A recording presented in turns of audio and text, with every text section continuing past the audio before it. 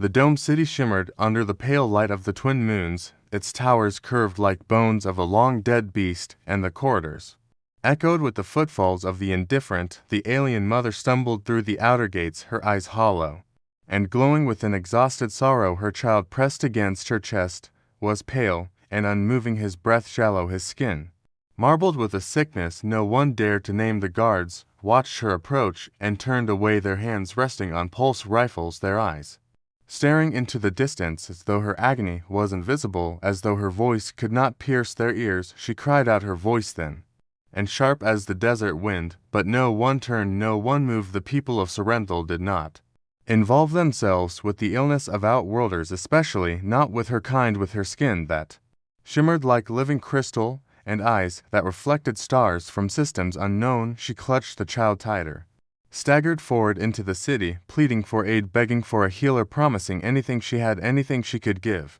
But the streets were wide and cold and full of doors that would not open. By edict of the High Concord, no unauthorized alien species were to receive aid without sanction. And she was not sanctioned. She was not named, she was not registered, she was not anything to the eyes of the gleaming city. She was less than nothing. She found the steps of the infirmary and collapsed there, her knees striking the alloy floor with a sick sound, but still she held the child close. She whispered into his ear the old songs of her people, songs that once summoned warmth from the sky and made the rivers bloom in color. But the city was silent, and the stars above had turned their backs. The doors of the infirmary hissed open for others, but not for her. No face appeared to ask what was wrong, no kind word was offered, no glass of water, no cot, no glance. She screamed not out of anger, but desperation, and still no one came, for they had laws, and the laws had no room for mercy for those who did not belong. Bren had walked the halls of Sorrenthal for 3 cycles, a technician, nothing more, nothing less.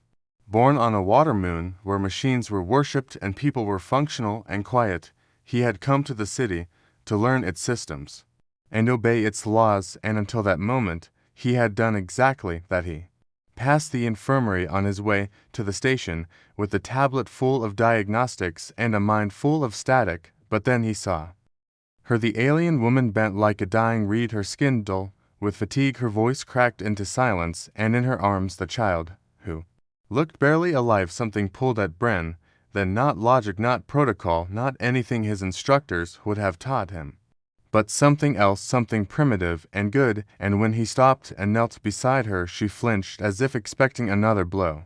But he only looked at the child, then into her eyes, and said softly, "What do you need?" And it was the first time anyone had spoken to her in this world.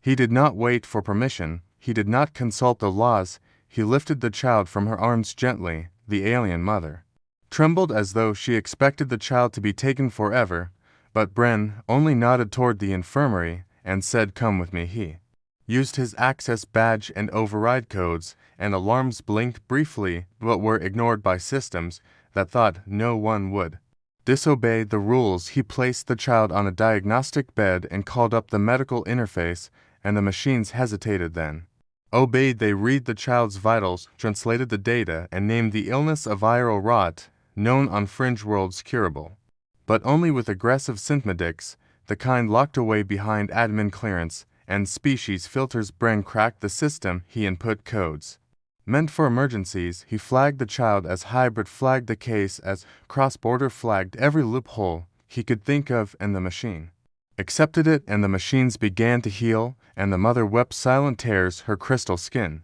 glowing faintly for the first time since she entered the city.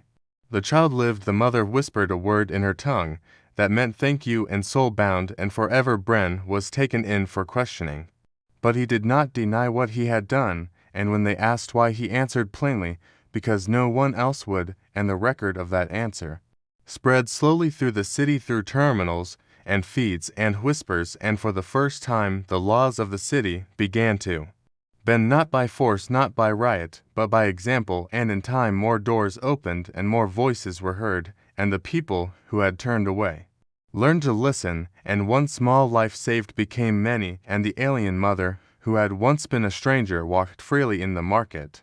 And the child who had once been dying grew tall beneath the twin moons, and the human who broke the silence returned to his work never, seeking praise, only hoping that one day silence would never again be the rule.